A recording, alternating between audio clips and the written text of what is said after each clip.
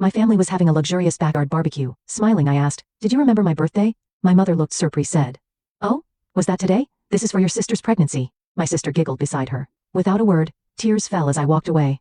But a few days later my family saw something and froze in shock. Margaret Watson set her alarm for 5 every morning. As the head nurse in a Chicago children's ward, her day began earlier than most people's. Seeing the children's smiles was what gave her life meaning. Changing into her white uniform and taking a sip of coffee, Margaret gazed at the city view from her window. She had purchased this apartment 2 years ago, just a 15-minute walk from the hospital. Though not spacious, it was enough for her. The walls were decorated with handmade pictures and photographs given to her by the children. One photo in particular stood out, a picture with 12-year-old Sarah. Sarah Jenkins was brought to Margaret's ward when she was diagnosed with leukemia 2 years ago. At 10 years old she had lost her parents in a car accident and had been moving between distant relatives' homes. During her treatment, Margaret cared for Sarah with special affection. When Sarah's hair fell out from chemotherapy, Margaret cut her own hair short and told her, "Now we match." Even after Sarah's leukemia miraculously went into remission, their bond continued as Sarah was taken in by a foster family. Recently, Margaret had begun seriously considering adopting Sarah. For a single woman without children, it was a major decision. However, her feeling of "I want to protect this child" grew stronger with each passing day. Margaret's cell phone rang, and the screen showed Mother. After a moment's hesitation, she pressed the answer button. "Maggie, how are you? Are you free this weekend?" Frances Watson's voice was more excited than usual. "Well, I don't have any special plans." "Why? Wonderful. We're having a barbecue in the backyard on Saturday. The whole family will be there. Can you come?"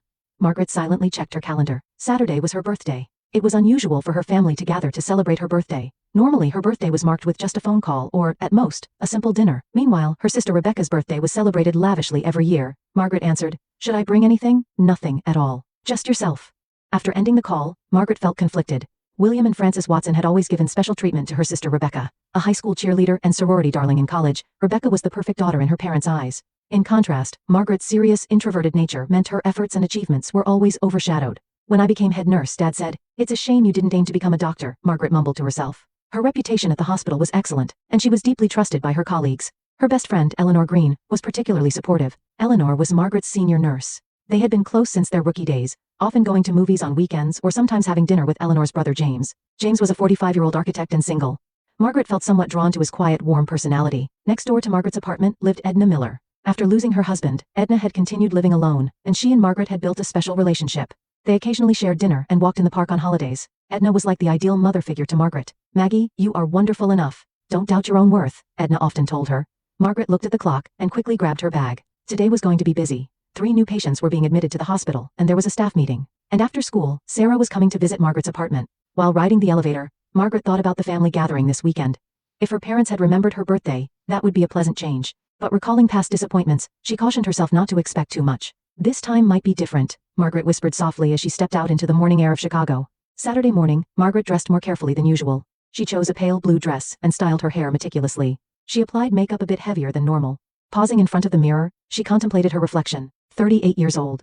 Not young anymore, but she reminded herself that she still had life ahead of her. "Today will be a good day," Margaret whispered. "Even if it's not, I have my own life." On the table lay gifts for her parents. For her father William, a fine wine, and for her mother Frances, her favorite perfume. Being invited to a family gathering on a special day was unusual, and she couldn't suppress her mixed feelings of expectation and anxiety. At 2 in the afternoon, Margaret arrived at her parents' house. The 2-story house in a quiet Chicago suburb was where she had grown up. Colorful flowers bloomed in the front yard, and laughter could be heard from the backyard. As she got out of the car, a familiar scent tickled her nose. The smell of her father's prized barbecue sauce. Margaret took a deep breath before ringing the doorbell. The door opened, and her father William appeared. "Hey Maggie, you came?" He smiled, looking slightly awkward. "Hello Dad." Margaret held out a gift bag. "This is for you, if you'd like." "Thank you. Everyone's in the backyard. Go ahead." Stepping into the backyard, Margaret was greeted by a scene beyond her imagination. A large table had been set up with elaborate decorations. Smoke rose from the barbecue grill, where William's best friend George was in charge of the cooking. The table was laden with lavish food, and bottles of champagne were being chilled. Margaret couldn't hide her surprise. Such a grand party hadn't been held in her memory since her sister Rebecca's college graduation celebration. About 20 people had gathered, including relatives and family friends. Her mother's sister Beth and Uncle Tom were there, as well as cousins from her father's side. As Margaret entered the backyard, her mother Frances rushed over. "Maggie, I'm so glad you came. What a lovely dress." Frances embraced her daughter. "Thank you, Mom. This is for you." "Oh, you didn't have to." Frances accepted the gift and set it aside. "Now, go say hello to everyone. Rebecca is over at the table." Looking around, Margaret saw Rebecca seated at the head of the table, telling something to the people around her. As usual, she was the center of attention. Margaret smiled and approached her sister. "So you came." Rebecca stood up and gave Margaret a light hug. "What do you think of the decorations?" "I picked everything out myself." "It's really impressive," Margaret answered honestly. Rebecca's husband Michael also came over to greet Margaret. He was a corporate executive, always dressed in expensive suits. Margaret had mixed feelings about Michael. He was polite, but there was something distant about him. The party progressed pleasantly, and Margaret gradually relaxed. Relatives asked about her work and were impressed by her achievements as head nurse. For Margaret, who was often out of the spotlight, it was a refreshing experience. Maggie, your work is truly wonderful, Aunt Beth said. It must be difficult, but you're saving children's lives, aren't you? Thank you, Aunt Beth. Margaret felt touched. It is challenging, but rewarding. As time passed, Margaret's expectations grew. She began to believe that such a grand party might indeed be to celebrate her birthday. Taking a glass of champagne, she approached her mother. Mom, this is a lovely party. Yes, it's a special day, Frances replied happily. Hearing those words, Margaret's heart leaped. A special day. So they had remembered her birthday after all. Overcome with emotion, words escaped her lips. You remembered my birthday? Margaret looked at her mother with an expression full of hope. Frances's expression changed instantly. Her face showed a mixture of surprise and confusion, sending a wave of anxiety through Margaret. Oh? Is that today? Frances's eyes widened. This is to celebrate Rebecca's pregnancy. Those words felt like cold water thrown on Margaret's chest. For a moment, all surrounding sounds seemed to fade away. Pregnancy celebration? Yes, Rebecca is pregnant with her first child. She's 3 months along now, so we're announcing it to everyone today, didn't you know? Margaret couldn't answer. Her mind went blank, and she stood frozen. From a distance, she could hear Rebecca's giggles. Turning around, she saw her sister with a malicious smile. Oh, my sister always thinks about herself, Rebecca said loud enough for those around to hear. She thought it was her birthday. A ripple of laughter spread among the relatives. Margaret felt her face grow hot with embarrassment and frustration. Her father William approached and placed a hand on her shoulder. Maggie, I did remember your birthday. It's just William faltered, his expression uncomfortable. It's okay, Dad. Margaret forced a smile. Congratulations, Rebecca. That's wonderful news. Contrary to her words, tears welled up in Margaret's eyes. It felt as though years of disappointment and hurt were flooding over her at once. She quietly set down her glass and left the backyard without anyone noticing. On her way to the front door, Margaret ducked into a small washroom. Looking at her reflection in the mirror, she tried to take deep breaths. Stay calm, she told herself. But her emotions became overwhelming, and tears began streaming down her cheeks. No one would notice her absence. Everyone would be caught up in the excitement of Rebecca's pregnancy news. Margaret grabbed her handbag and left the house without saying goodbye to anyone. Once in her car, tears flowed uncontrollably. With her forehead against the steering wheel, Margaret cried for a long time. For 38 years, she had always been second best, always in the shadows. No matter how hard she tried, no matter her successes, she remained invisible in her family's eyes. Enough is enough, Margaret whispered as she wiped away her tears. This is the last disappointment. I won't expect anything anymore. As she started the car, Margaret made a resolution. From now on, she would focus on her own life. She would seriously pursue adopting Sarah and create her own family. There must be something more precious than blood ties. Driving toward Chicago, along with sadness and anger, a new determination began to sprout in Margaret's heart.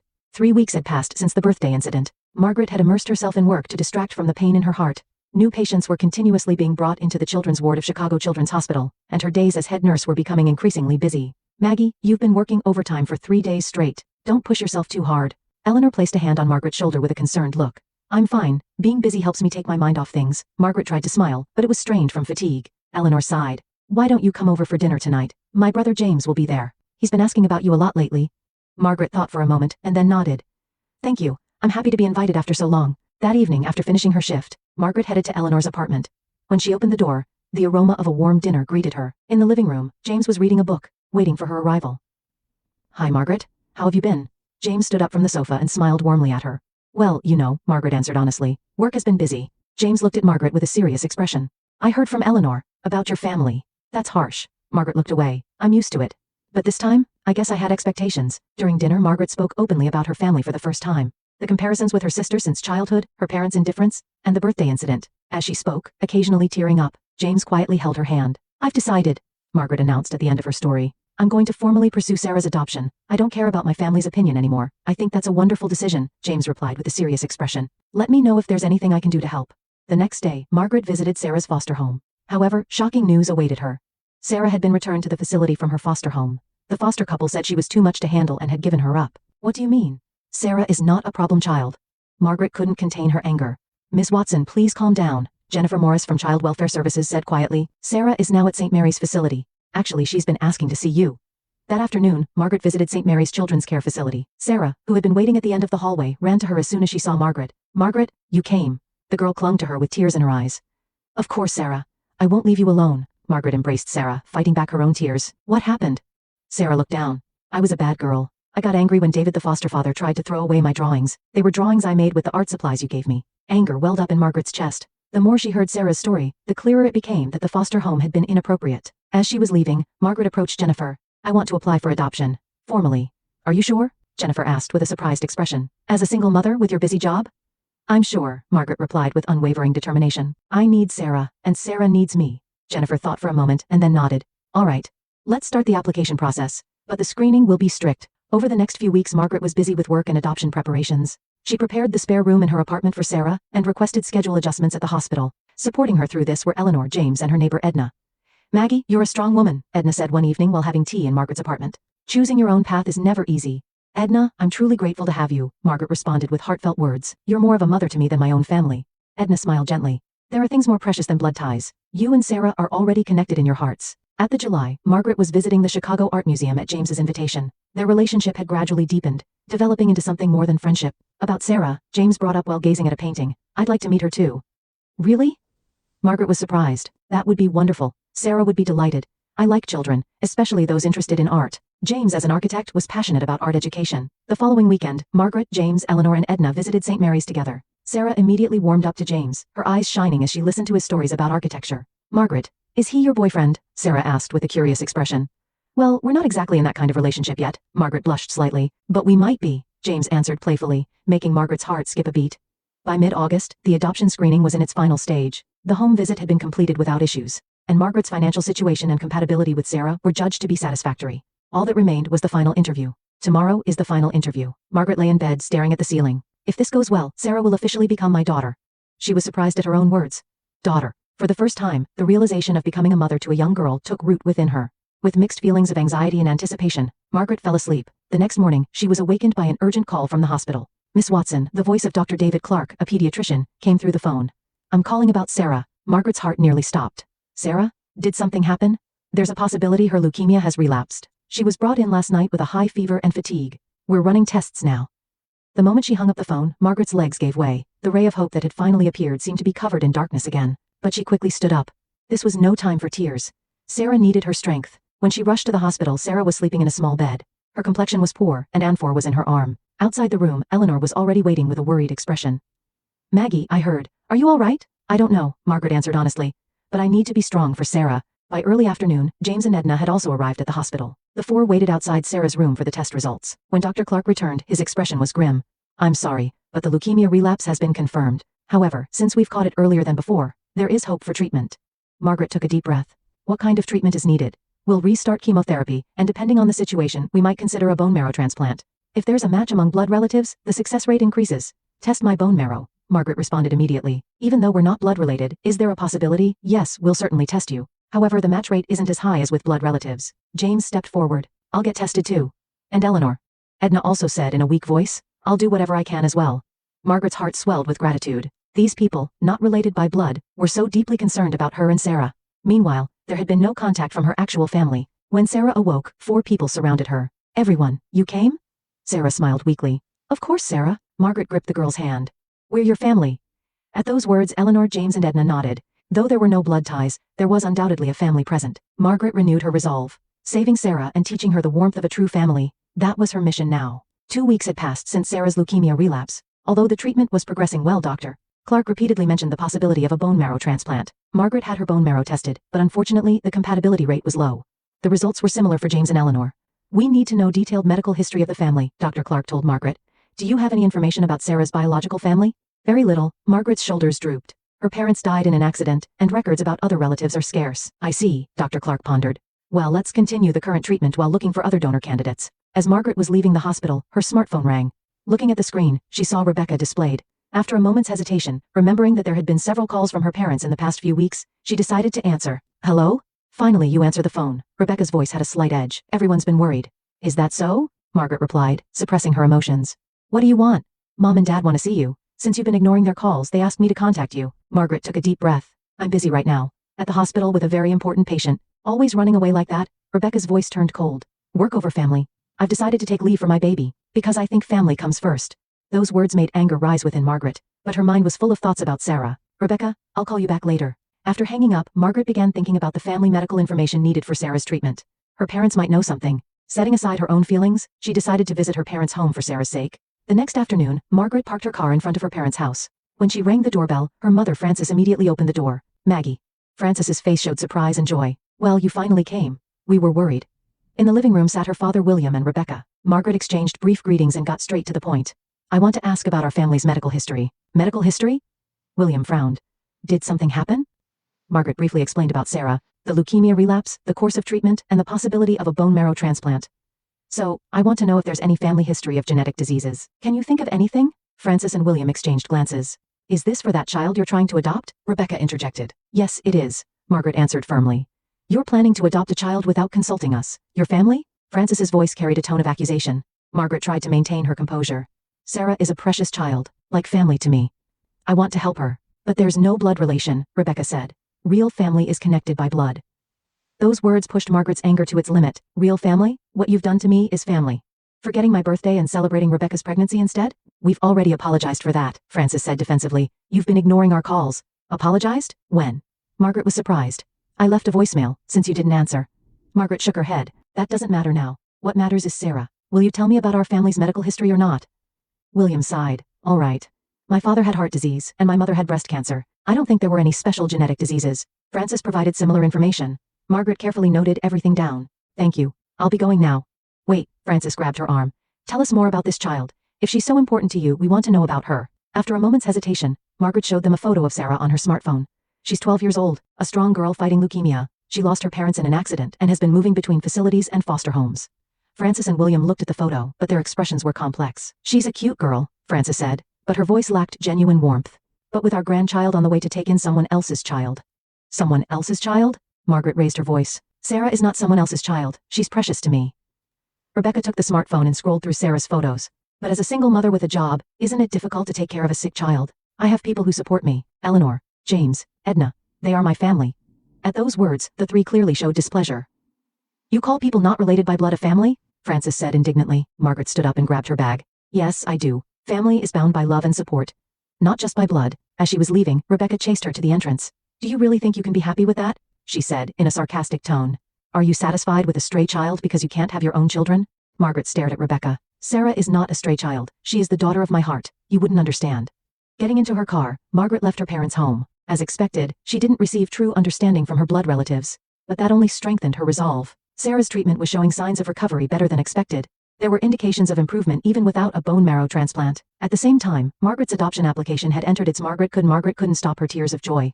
When she shared the news with Sarah in the hospital room, the girl smiled broadly despite her weakness. Really? Margaret, you're going to be my mom? Yes, Sarah. We'll be together from now on. That evening, Margaret held a small celebration with Eleanor, James, and Edna. James took Margaret's hand and said quietly, Maggie, you're going to be a wonderful mother. Thank you. But I couldn't do it alone. I have all of you. Late that night, Margaret made a big decision. She began writing a long post on social media. Titled Birth of a New Family, Bonds Beyond Blood, she chronicled her journey from meeting Sarah to the adoption. She attached the adoption approval document and a photo of herself with Sarah, James, Eleanor, and Edna at the hospital. Today, I officially became a mother. I welcomed a precious daughter connected not by blood, but by heart. And I am blessed with a wonderful family who supports me. Thank you to everyone who taught me that love is a choice, not a blood relation. The morning after publishing the post, Margaret's smartphone was flooded with notifications. Warm congratulatory messages came from many people. And there was also a call from her mother. She didn't answer that call. Now was the time to begin her new life with Sarah. A year had passed. Under the clear June sky, Margaret and James's wedding ceremony was being held in a small church in suburban Chicago. Colorful flowers bloomed in the church garden, and Margaret's wedding dress shone brilliantly white. Mom, you look beautiful, Sarah said with a recovered, healthy smile. She was wearing a pale pink dress as a bridesmaid. Thank you, Sarah. Margaret gently kissed her daughter's cheek. You look wonderful too. The wedding was small but wrapped in a warm atmosphere. Eleanor was the maid of honor, and Edna attended as a special guest. Colleagues from the hospital came to celebrate, as did staff from St. Mary's Children's Care Facility and Jennifer Morris. When the officiant declared Margaret and James married, warm applause erupted from the venue. After their first kiss, James pulled Sarah close, and the three embraced. An indescribable bond had formed there. The week after the wedding, Margaret and James completed the formal adoption process for Sarah. The girl, now with her new name, Sarah Watson Green, would walk through life from now on with her two parents. Margaret posted wedding photos and family photos with Sarah on social media with the caption, Bonds Beyond Blood. The family I chose. That post received more response than expected, with many people commenting their sympathy about what true family means. Her story was featured in local news and became a catalyst for connecting children in similar situations with prospective adoptive parents. Meanwhile, her blood relatives were not doing well. Rebecca struggled with postpartum depression after giving birth, and her husband Michael didn't provide adequate support. Her parents, William and Francis, were too preoccupied with concerns about their own aging to help with Rebecca's childcare. When they learned of Margaret's marriage and adoption, they initially reacted with anger and jealousy. Rebecca spread rumors saying, My sister brought a stray child into her home, and her parents condemned Margaret's choice as a betrayal of family. However, as support for Margaret grew in the community, the blood relatives gradually became socially isolated. 6 months later, a letter arrived for Margaret from Francis. It contained words of apology and a wish to meet Sarah. Margaret put the letter before a family council. After discussing with Sarah, James, Eleanor, and Edna, they decided to propose a conditional resumption of relations. Sarah might need loving grandparents too, Margaret wrote in her reply. However, if you ever hurt us again, I will cut ties permanently. The choice to maintain the possibility of reconciliation while protecting the bonds of her new family, that was the true strength Margaret had found.